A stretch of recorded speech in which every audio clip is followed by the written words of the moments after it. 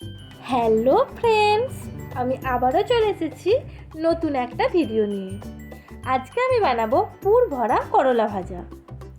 এইখানে দেখো আমি নিয়ে নিয়েছি করলাটার এক সাইড একটুখানি কেটে নিয়ে আমি বীজগুলো বার করে নিয়ে অন্য একটি পাত্রের মধ্যে রেখে দিয়েছি।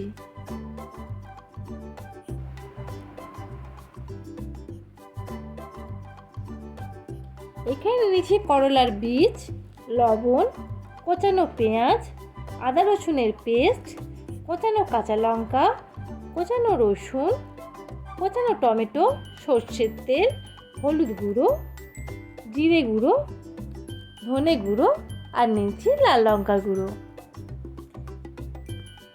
এরপর দেখো আমি একটা কড়াই নিয়ে নিয়েছি, কড়াইয়ের মধ্যে দিয়ে দিয়েছি সর্ষের তেল। সর্ষের তেলটা গরম হয়ে এসছে, এরপর আমি দিয়ে দেব কোচানো পেঁয়াজ।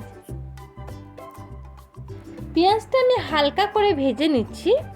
এরপর আমি দিয়ে দেব কুচিয়ে রাখা রসুন।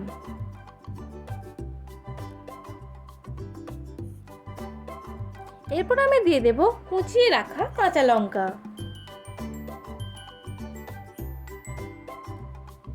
এরপর আমি দিয়ে দেব কুচিয়ে রাখা টমেটো। এরপর আমি দিয়ে দেব স্বাদ মতো লবণ। এরপর আমি দিয়ে দেব আদা রসুনের পেস্ট। এরপর আমি দিয়ে দেব ধনে গুঁড়ো, জিরে গুঁড়ো, হলুদ গুঁড়ো আর লাল লঙ্কার গুঁড়ো। এরপর আমি মশলাটাকে ভালো করে কষিয়ে নিচ্ছি। এরপর আমি দিয়ে দেব পেস্ট করা করলার বীজ। এরপর আমি মশলার সঙ্গে করলার বীজটা ভালো করে কষিয়ে নেব।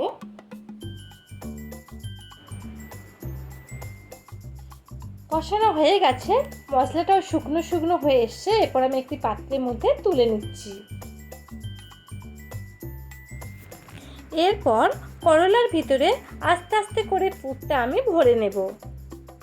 দেখতেই পাচ্ছ খুব সুন্দর করে আমি পুরটা ভরে নিচ্ছি করলার ভিতরে। আমরা অনেকেই করলা পছন্দ করি না তিতোর জন্য, বাট এইভাবে যদি বানানো হয় তাহলে খেতে অনেক মজা লাগবে। আর যাদের সুগার আছে তাদের জন্য তো অনেক ভালো একটা রেসিপি।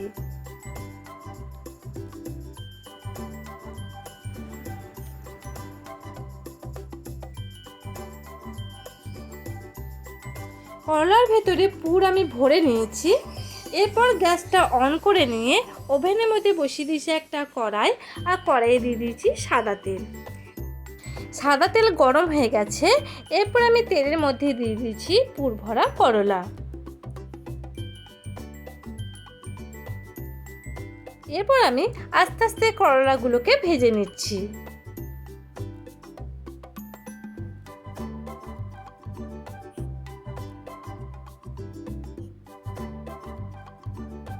করলাগুলো ভাজা হয়ে গেছে, এরপর আমি একটি প্লেটের মধ্যে তুলে নিচ্ছি। তৈরি হয়ে গেছে পুর ভরা করলা ভাজা। ভিডিওটা আমি এখানেই শেষ করছি। আবার দেখা হবে পরের ভিডিওয়। টাটা।